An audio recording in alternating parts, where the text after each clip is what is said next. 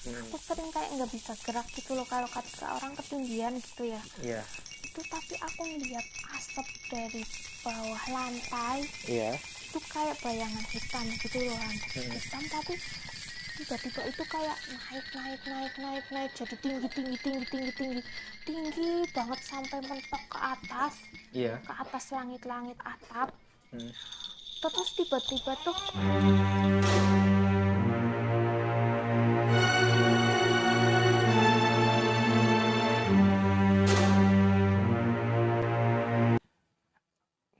Halo, assalamualaikum, selamat malam. Ketemu lagi dengan saya Hanif di podcast misteri. Malam ini tepatnya memang malam Jumat. Nah, kita akan bahas ataupun diskusi apa namanya? Ya, kita akan coba cerita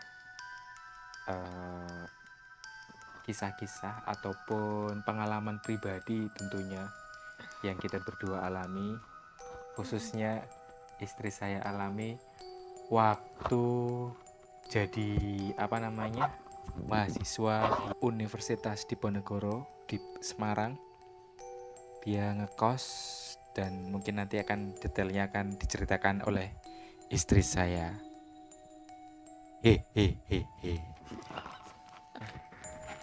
Jadi ini awal ceritanya itu ketika aku masih kuliah dulu di Semarang.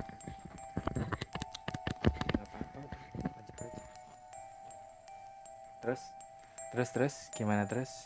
Jadi aku itu ini kosan pertama aku di Semarang. Aku ngekos di Jalan Peleburan Raya nomor 27. Di sana ada sebuah bangunan Belanda.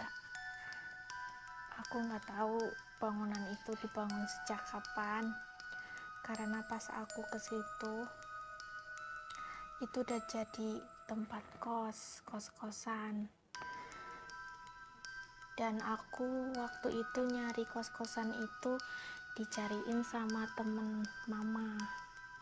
Jadi aku nggak milih, nggak tahu kalau ternyata kosan yang sudah aku bayar itu ternyata rumah Belanda.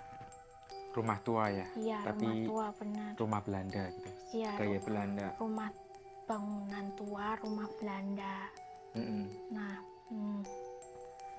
awalnya sih aku berpikir untuk pindah kos ya, tapi karena di situ harganya murah, jadi memang itu lebih murah daripada yang lain. Makanya di situ kamarnya penuh, ada 4 kamar. Satunya lagi itu kamar besar tapi terpisah. Nah, itu dipakai buat kontrak itu yang Pak Bonci dan Bu Bonci. Pak Bonci dan Bu Bonci itu siapa nih? Pak Bonci dan Bu Bonci itu sama seperti aku. Mereka sebenarnya anak kos juga, tapi karena mereka ruangannya besar itu kayak kok ngontrak, akhirnya biayanya lebih mahal daripada kita. Nah, mereka itu kerjanya di situ apa nih? Untuk jualan mie ayam gitu. Pedagang berarti ya, pedagang. yang datang yang ngontrak di situ. Ngontrak di situ karena dekat kampus, jadi otomatis pembelinya itu mahasiswa juga. Ya. Gitu. Dan juga jualannya juga di depan rumah Belanda ini. Jadi berarti nggak jauh-jauh ya dagangnya. Nah, ya. Ketika aku nyampe di situ, itu aku tahu kalau aku dikenalkan sama yang punya kos-kosan ini, namanya kita sebut aja ya, namanya Tante L ini. Tante L ya. Iya, Tante L ini orangnya baik. Walaupun aku lihat itu dia udah tua dan perawakannya itu kurus banget. Pakai banget. Iya. Dan udah berumur lah ya, tapi dia masih bekerja di salah satu perusahaan di Semarang, perusahaan kayak snack. Ya pokoknya Ya di bekerja salah di satu bisnis apa aja disebutinnya coba. berarti dia di perusahaan itu Marimas, itu kan di Semarang terkenal ya, dia bekerja di PT Marimas itu, Tante L itu. Dan Tante L ini dia masih single gitu. Oh, sampai usia tua masih single sendiri. Ya, masih sendiri. Tapi dia baik. Itu juga yang jadi pertimbangan aku untuk aku nggak pindah kos, walaupun keadaan kosannya itu yang tadi seperti aku bilang, rumahnya tua dan seram. Oke. Karena bangunan Belanda. Nah, Oke, lanjut. Gimana? Jadi awal aku di situ aku nggak kerasan, nggak betah gitu kan. Iya. Tapi karena lingkungannya mendukung, ada Tante L yang baik, Tante L yang baik, kemudian terus Pak Bonci dan Bu Bonci yang baik, kemudian juga teman-teman kosan yang baik-baik juga. Kebanyakan di situ itu yang ngekos anak Jakarta semua. Oh gitu. Dan tapi mereka semua pun kamar terisi semua, dan satu kamar itu isi berdua untuk 2 orang anak. Nah kebetulan kamarnya aku itu terletak di tengah-tengah, sebenarnya di tengah-tengah rumah itu, tapi kondisinya itu terpisah dari gedung utama ya. Iya, jadi karena di tengah-tengah itu bentuknya itu seperti ya apa sih, outdoor gitu, jadi kita ada halaman tengahnya ya. Iya, dan jadi itu berbentuk O ya, kotak gitu ya, tapi ada di tengah ada halaman ya, jadi ada taman tengahnya ya. dua kamar utama di tiga kamar utama di bagian utama di depan ya. Kemudian untuk 3 kamar lagi di belakang. Nah aku itu di tengah-tengah, itu yang di bagian belakang itu, tapi posisiku di kamarku di tengah-tengah. Kemudian di depannya itu ada sebuah sumur tua. Jadi kalau aku buka pintu kamar itu udah langsung aku berhadapan ya sama sumurnya sumur tua itu terbuka itu. Gitu ya, sumurnya terbuka outdoor, dan sumurnya juga masih pakai yang kerekan itu loh. Jadi ya memang ada mesinnya, tapi juga ada manual yang ngerek itu. Nah jadi itu sekaligus untuk di situ tuh jemuran gitu, karena sumur, kemudian di situ outdoor, jadi di situ kita kayak untuk kita jemur juga gitu, jadi kayak untuk ruangan terbuka gitu loh sayang. Gimana sih? Betul. Berarti kayak halaman tengah ya, selain fungsi sebagai outdoor juga sebagai tempat jemur ya. Nah samping kamarku itu ada satu kamar, itu tempat temanku ya, tempat kamar temanku itu yang dia itu indigo, dia punya indra keenam ya, keistimewaan itu. Jadi dia udah punya keahlian atau keistimewaan indra keenam itu. Cuman tadinya awalnya ngekos aku nggak tahu kalau dia ternyata punya indra keenam. Kenapa bisa aku tahu? Pada suatu hari aku kan kebiasaan nyapu kamar, beres-beres gitu, dan kebiasaanku itu kadang kalau aku udah keburu-buru atau apa gitu ya, atau lagi males gitu, aku nyapunya itu aku nyapu hanya sampai pintu kamar depan, kalau enggak langsung aku buang ke samping itu, jadi ke depan kamarku gitu. Aku langsung ke halaman jadi, tengah langsung tadi ya, karena dan itu kan gitu otomatis karena aku bilang itu ketika aku buka kamar itu pintu kamar langsung berhadapan dengan sumur itu, berarti kalau aku buang itu kan aku langsung sampah itu ya jadi apa, debu-debu yang dari kamar itu, ataupun sampah-sampah yang dari kamar, otomatis tanpa sengaja aku ke situ kan, buangnya ke depan sumur itu gitu. Oke. Nah suatu saat aku ini mimpi Mm-mm. antara sadar dan nggak sadar. Jadi gini, satu kamar itu kan berdua, Oke, tempat tidurnya itu dijelaskan. Oke, bisa dijelaskan kamarnya kamu dulu gimana dulu? kondisinya. Iya, maksudnya kan kondisi kamar kamu kan letaknya udah nih, Mm-mm. tapi dalamnya kayak gimana? Dalamnya itu karena kamar mahasiswa ya pasti minimalis ya, Mm-mm. apalagi dengan Sendiri bangunan atau tua kayak gitu ya. ada Jadi temannya? aku berdua dengan teman aku, Mm-mm. itu dari fakultas bahasa. Dia itu sama seperti aku, satu angkatan dengan aku, tapi aku kenal dia di situ juga, di kos-kosan itu gitu. Jadi dia datang lebih dulu dari aku. Iya.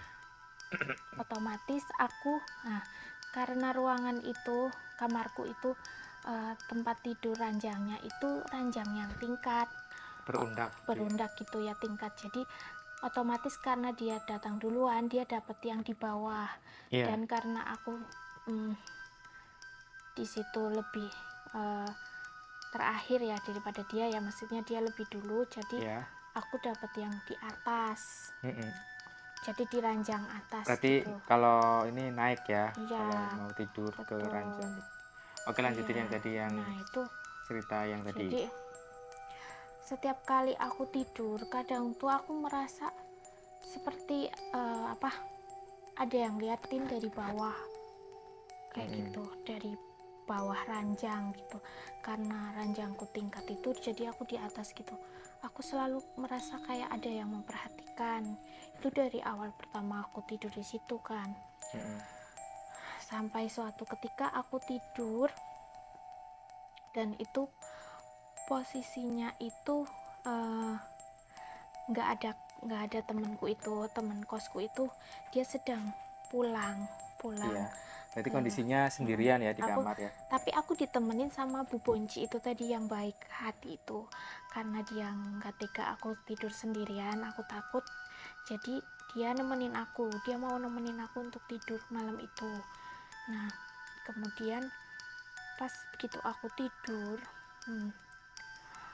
posisinya itu salah saya nggak diedit ya nanti. Jadi ketika itu pas aku tidur di atas itu, aku merasa dari bawah ada yang memperhatikan aku. Jadi aku tuh antara tidurnya itu antara sadar dan nggak sadar ya. Okay. Jadi aku merem tapi aku bisa melihat sekeliling kamar itu gitu. Posisi pada saat itu aku juga melihat temanku sedang tidur dan aku juga sedang tidur gitu. Iya. Dan tiba-tiba aku melihat ke bawah, itu aku sudah melihat sosok. Iya, ada sesosok parubaya gitu kan, wanita parubaya yang mengenakan pakaian adat, pakaian kejawen gitu, dan rambutnya disanggul gitu. Kemudian dia pakai jarik gitu yang ditapihin gitu kan. Aku merinding.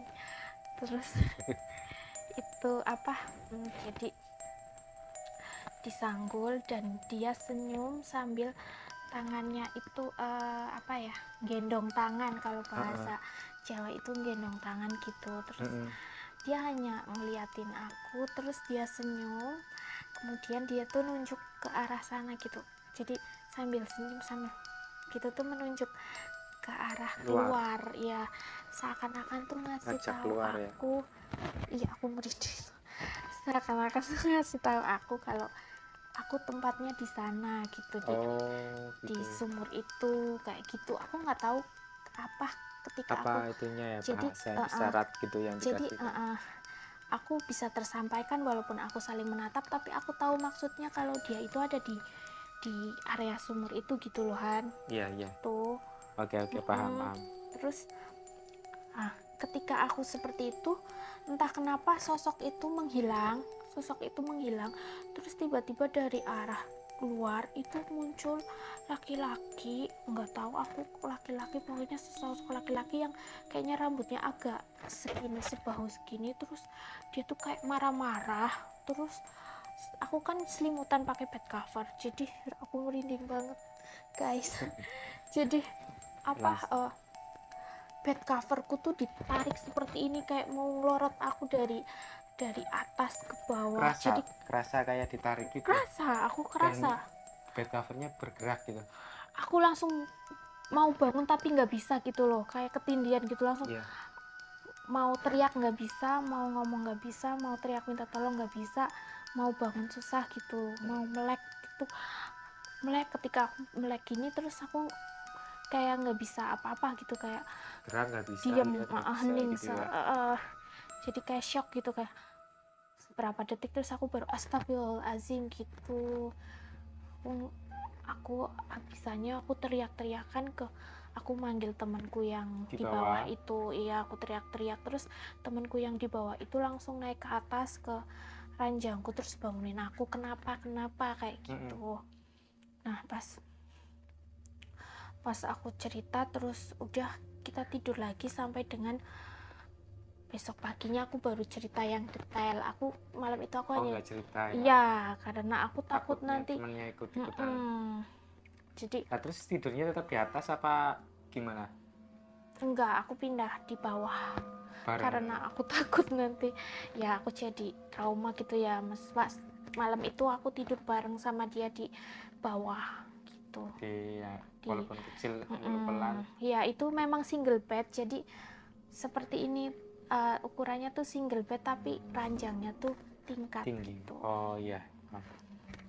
Terus Terus ceritain lagi setelah itu ada kejadian apa lagi? Next, setelahnya paginya aku cerita dan ternyata di situ baru aku tahu kalau ternyata temenku ini yang samping kamarku itu ya, jadi kita masih dalam satu area yang sama itu.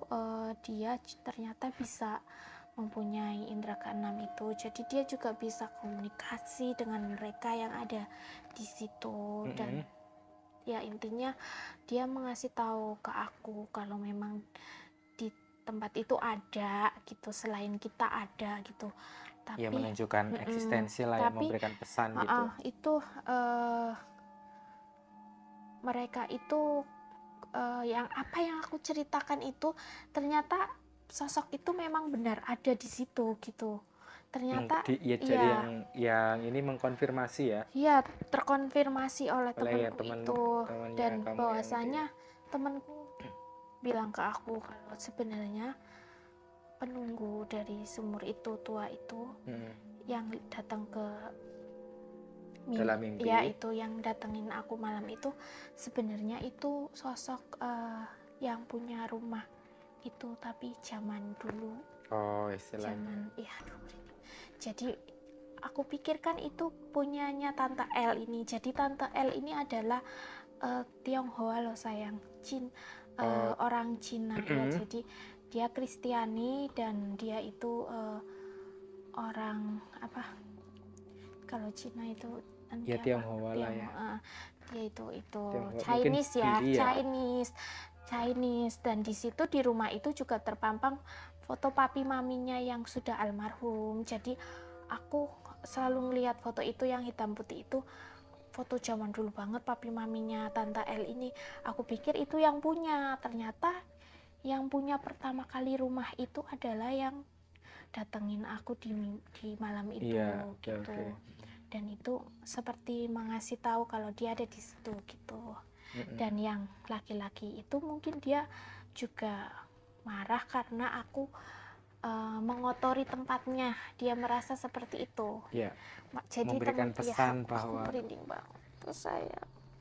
Jadi intinya itu kita nggak boleh ini sembarangan ya, apalagi di tempat gitu, baru, karena kita nggak tahu kalau ternyata apa yang kita rasa itu hal biasa, ternyata itu mereka merasa terganggu seperti itu. Kemudian akhirnya di situ aku merasa merasa apa ya, padahal aku anaknya tuh sebenarnya cuek dengan hal-hal seperti itu, tapi ketika di situ aku jadi merasa takut. Aku sering karena kondisinya tuh seperti ini, ketika malam hari Iya. Tante L itu suka memadamkan seluruh lampu, Han. Oh, Jadi jadi bener-bener gelap penghematan semua, gitu ya. nggak ada yang nyala, cuman depan doang. Depan itu di teras depan, jadi dari dalam ke belakang itu gelap semua. Jadi kalau kita bangun mau ke belakang, mau ke toilet, mau ke itu harus Ditemenin ya. ditemenin dan harus menyalakan lampu gitu loh. Cuman kan posisi pas kita keluar kamar itu gelap semua, kan. Makanya aku kadang sering nahan pipis karena itu, aku takut. Iya, iya. Dulu Iya. tuh kayak gitu, Kondisinya berarti kalau malam hari gelap. semua area gelap dan kamar mandi nggak ada kamar mandi dalam ya. Nggak ada. Jadi kalau misalnya kita Dan mau pipis, mau apa, nggak ini ya, jadi nggak itu bisa. Istilahnya harus nyalain dulu gitu. nah di kamar mandi itu, Han, di kamar mandi yang biasa kita pakai ya, yang biasa kita pakai untuk mandi dan sebagainya, itu sebenarnya ada 2 kamar mandi yang berjejeran, Han, tapi yang satunya itu nggak dipakai. Dan itu selalu tante kunci, karena di situ hanya untuk mesin yang untuk menyalakan pompa air. Jadi tante merasa supaya hemat itu nyalainnya tuh setiap sore kayak gitu, dan dia yang nyalain kalau dia pulang dari kerja dari PT Marimas itu gitu. Tapi karena menurut temenku itu karena sering tertutup itu, maka di situ dihuni gitu. Ada yang Oh, jadi menghuni, karena kosong ya, kosong, jarang ada aktivitas, akhirnya diisi oleh ya bangsanya iya mereka itu lah. perempuan di situ, yang di situ tuh sosoknya perempuan gitu. Nah di situ jadi terus dari ruang tengah itu, Han, ada ruang paling belakang, Han, itu juga outdoor gitu bentuknya. Tapi sebenarnya sih menurut aku itu nyambungnya ke, jadi nanti bisa jalan nyambungnya ke depan gitu. Dari belakang situ Kayak garasi gitu ya, garasi belakang ya. tapi iya, tapi Halaman nge-L belakang. gitu, nge-L kan Oh iya, jadinya iya. samping gitu loh, Han. Jadi jalan Kayak samping rumah iya, tapi sampai ke belakang gitu ya. cuman kan di sana kan sudah tertembok semua, kan, terpagar semua, jadi seperti lorong. Akhirnya lorong, cuman atasnya samping terbuka, iya, atasnya tetap terbuka. Nah di situ itu ada kamar mandi juga 2, Han. Sering dipakai enggak? Yang satu itu cuman WC doang, yang untuk pup.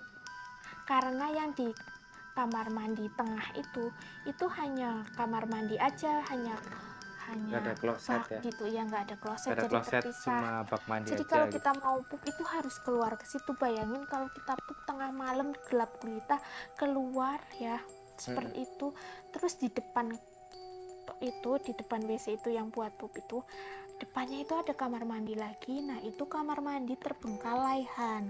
Jadi atapnya ambruk, kan itu kan aku bilang itu kan kayak halaman luar gitu sebenarnya, kayak Jadi terbuka samping gitu ya. kan, Jadi terbuka ya.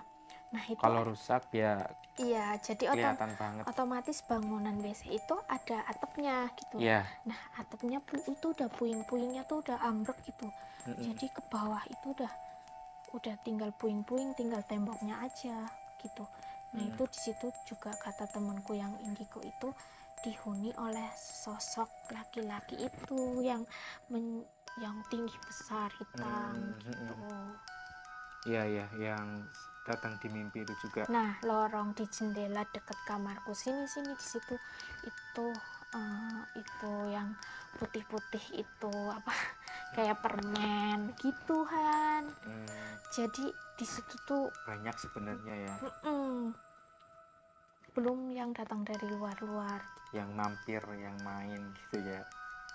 Ih, Jadi seram sekali dulu ya. itu aku suka karena di Semarang itu panas banget, walaupun malam hari itu kita masih berasa panas, hawa panasnya. Pastilah Dan di kota besar. Apalagi kosanku tuh kawasan peleburan itu kan udah di bawah iya ya. betul. Nah, Mm-mm. kosanku itu kan bangunan Belanda, otomatis bangunannya itu pendek. Mm-mm. Bukannya Kemudian bangunan paling tinggi. Belanda karena itu rumah sih Han, Oh rumah ya, yang enggak terlalu, rumah jadi huni ya. enggak terlalu yang mewah kayak bangunan itu, enggak, ya kayak bangunan biasa gitu, tapi model-modelnya kayak bangunan Belanda gitu. Iya, paham. Nah Oke. itu jendelanya yang besar, kalau bangunan Belanda kan seperti itu ya. Nah Iya, itu ciri aku suka khasnya. membuka jendela karena aku kan, kamu tahu sendiri, aku emang suka jendela besar, terus aku suka bukain jendela karena biar ada Untuk adem pertukaran, lah. iya pertukaran udara, jadi aku suka membukanya, tapi kadang aku lupa sampai malam nggak aku tutup, saking aku merasakan panas hawa itu, jadi aku sampai malam kadang Lupa jam, nutup jendela ya. ya sampai jam 7 jam 8 karena aku pikir itu kan ini samping ya dan terpagar, tembok pagar, Aman lah jadi ya iya gitu. kayak gitu. Tapi ternyata kalau temanku yang indigo itu main ke kamar atau lewat gitu, itu selalu bilang gini, itu tolong tutup dong, kayak gitu, tutup dong, jangan di ini, kayak gitu, tutup dong, tutup. Ternyata memang kadang dia suka kaget gitu, nampak, dan dia bikin Iya. kaget dia, dan dia merasa terganggu di situ Hmm, gitu. Aku baru tahu, nampakkan diri ya, nongol gitu ya. ketika oh pantesan kenapa dia selalu Minta minta ditutup. tutup, iya, suka kayak responnya kadang suka kaget, itu karena itu Mm-mm. kadang tuh tiba-tiba muncul dan bikin dia kaget seperti itu. Oke.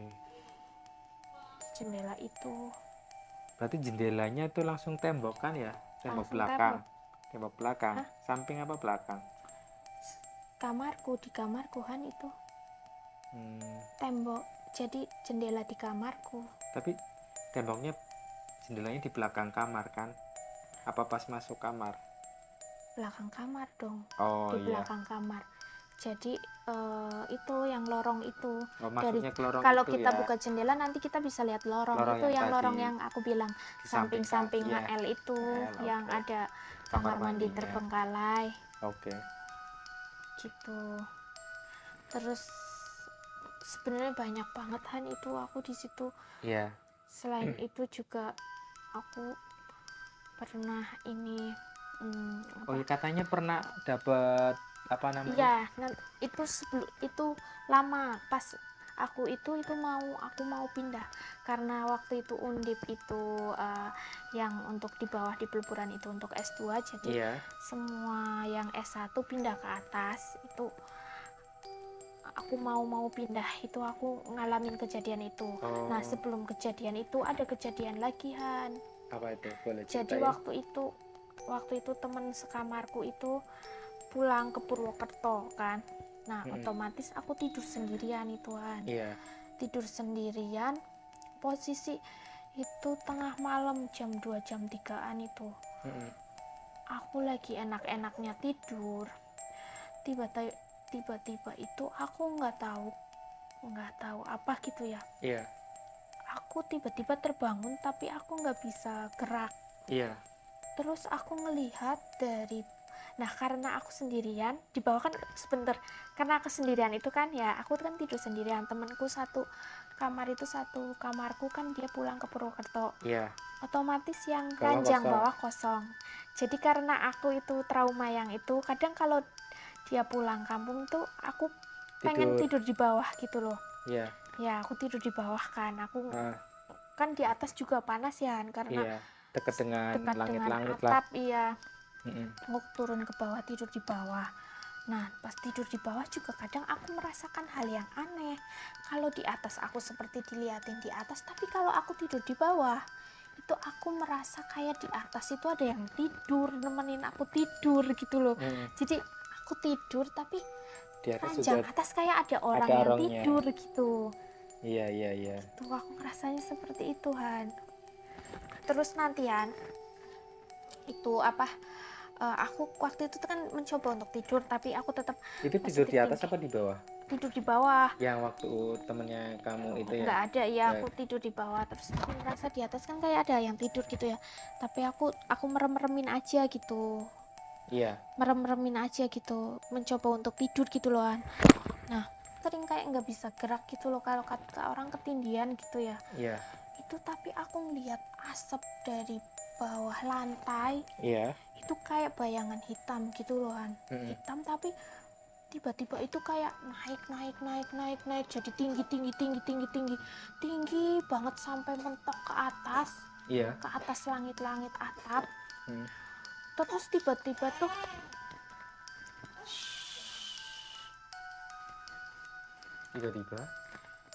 tiba-tiba itu seperti mau jatuh nempel ke mukaku gitu. Tapi aku nggak bisa apa-apa nih. Begitu pas udah berhadapan langsung nih, di bayangan itu di depan mataku gitu, aku baru bisa gerak. Terus aku astagfirullahaladzim, aku teriak-teriak bangun, terus aku nelpon mama. Kayak gitu, aku langsung telepon orang rumah. Iya. Terus semalaman itu aku telepon, tapi aku tidur teleponnya nggak dimatiin. Iya. Kayak gitu. Tapi terlihat nggak yang sosok hitam itu, apakah itu sebagai asap apa hitam tidak terwujud? Bayangan aja, tapi kayak dia tuh membentuk sosok orang tinggi besar gituan. Tinggi banget sampai mentok ke atas atap. Langit. Terus dia nongol gini loh, merunduk gini loh kan. Kayak mau jatuhin kamu gitu kalau tidur tuh, kayak mau jatuhin gitu ya. Dia kayak mau ngerubuhin aku gitu. Terus pas itu kan, pas selanjutnya kemudian hari-hari aku sakitan terus di situ. Setelah kejadian itu Aku sering sakitku tuh panas kayak gitu. Pokoknya aku tuh hampir setiap hari aku kerokan, sakit kayak gitu, pusing, tapi segala macam. periksa ke dokter kayak gimana? Iya, aku juga pernah diperiksain. Jadi karena waktu itu aku sakit sampai aku diperiksain sama tante L. Iya. Karena aku berhari-hari sakit dan nggak sembuh-sembuh, panasku nggak turun-turun, akhirnya aku diperiksain gitu. Terus itu ada hal lagi yang aku bilang ke kamu, pernah aku ceritain tuh kan, yang kejadian pas siang-siang hari ya, nggak malam ya ini kondisinya ya. Iya, siang-siang itu aku pulang kuliah seperti biasa, karena aku sering bantuin Pak Bonci dan Bu Bonci. Jadi ketika aku nonton TV, Pak Bonci dan Bu Bonci itu nanyain aku mau makan apa gitu kan, terus aku dibikinin mie itu. Nah, Bu Bonci pergi bikinin mie, aku posisi sendirian di ruang tengah karena yang lain belum pada pulang kan. Aku pulang cepet waktu itu kuliahku. Terus habisnya aku nonton TV. Nah, TV-nya itu kan, karena aku bilang tadi itu ya, TV-nya itu TV Digitek ya, yang TV zaman dulu ya, itu loh. Iya, TV tabung masih hitam putih tapi berwarna, tapi Digitek itu ya kan, nggak ada remote-nya ya. Iya betul. Masih pakai pencetan. Iya, masih pakai pencetan. Terus ditaruhnya di atas mesin jahit tua, TV itu. Nah, itu aku jadi, karena aku tuh orangnya gimana ya, aku ganti ya, aku mager gitu kan, aku nonton karena TV-nya kecil, aku nontonnya kan dekat, jadi aku jaraknya dari TV sampai kakiku tuh sampai nyampe gitu, jadi aku gantinya pakai kaki, jangan ditiru ya, pakai kaki gitu. Ini berarti kayak istilahnya kalau zaman dulu kalian punya TV pasti iya, pernah kita rebahan terus kakinya naik ke tombol. Tapi itu posisinya aku duduk terus iya, kakiku itu yang ganti ke TV itu. Jadi kakiku nengkreng di mesin jahit tua itu Han gitu. Terus ketika kakiku nengkreng itu di mesin jahit tua tua tadi. itu ya. Mm-mm. Aku mau ganti, nggak sengaja tuh kakiku nendang apa gitu, nggak ngerti. Pokoknya intinya aku kakinya nendang ke arah mesin jahit itu. Nah tiba-tiba tuh dari dalam mesin jahit itu jatuh. Apa itu? Laci ya, dari lacinya apa? Kalau mesin jahit itu kan Enggak, ada lacinya. dari dalam, jadi sampai sampai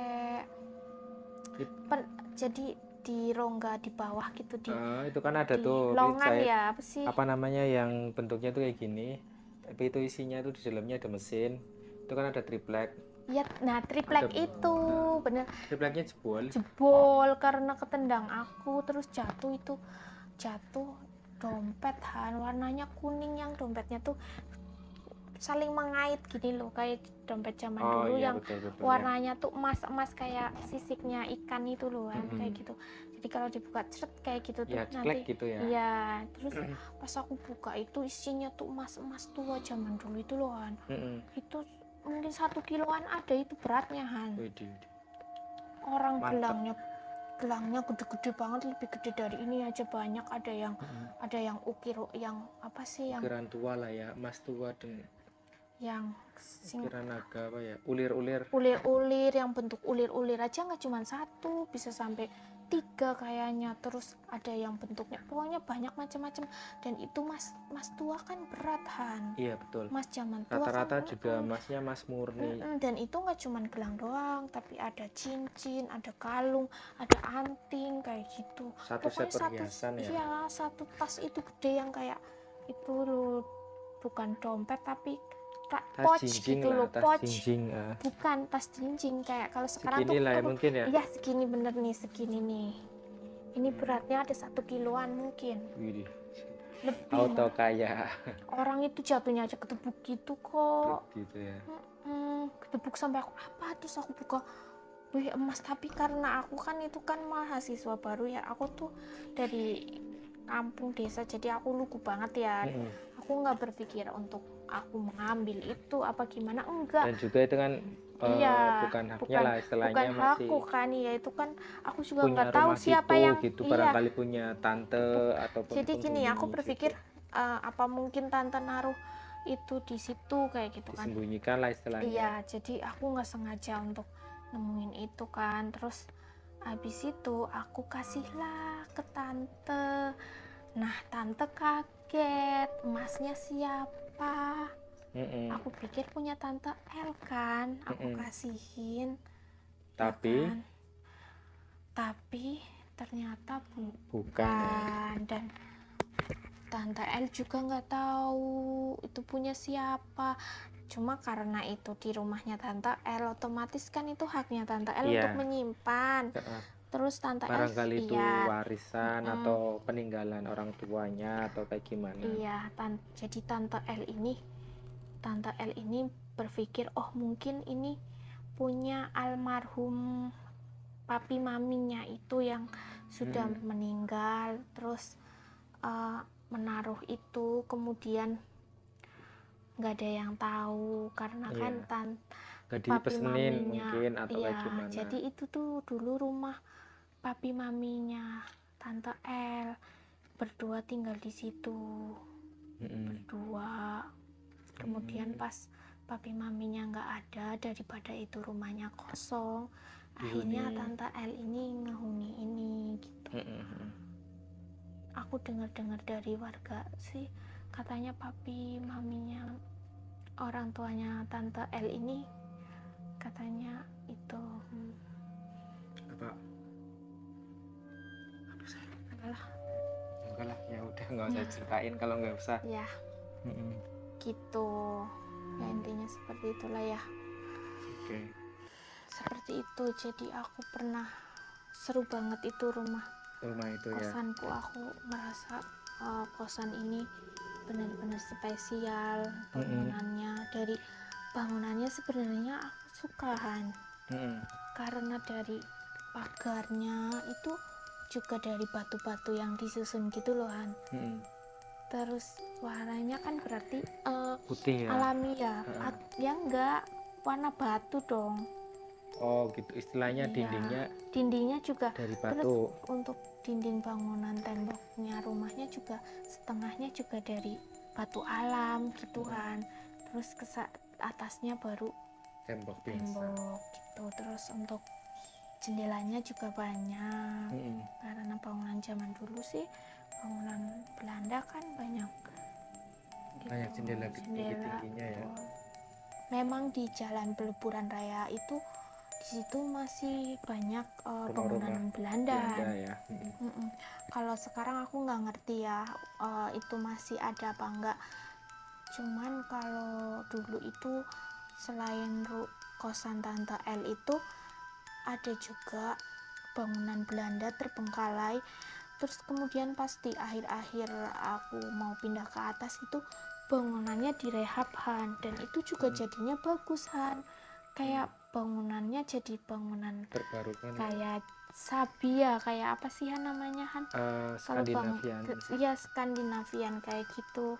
Padahal Shabby itu sweet home. sebenarnya bangunan terbengkalai loh Han, rumah Belanda terbengkalai. Terus ada yang ngekos juga Han, langsung ada yang ngekos. Ini aku juga berpikir Karena ini ya kalau aku sendiri direnov gitu ya. iya, aku sendiri yang tahunya tadinya terbengkalai kayak gitu, kayaknya kalau untuk nginep di situ takut ya. Iya, ada latar belakang yang kayak Iya, gitu ya. karena aku ngelihat sendiri sih Aslinya selalu gitu ya. pulang pergi, karena aku selalu pulang pergi jalan kaki kalau berangkat ke kampus tuh dulu, karena deket dari kampus. Oke. Gitu. Kamu mau nanyain apaan? Kondisi terakhir gimana tuh?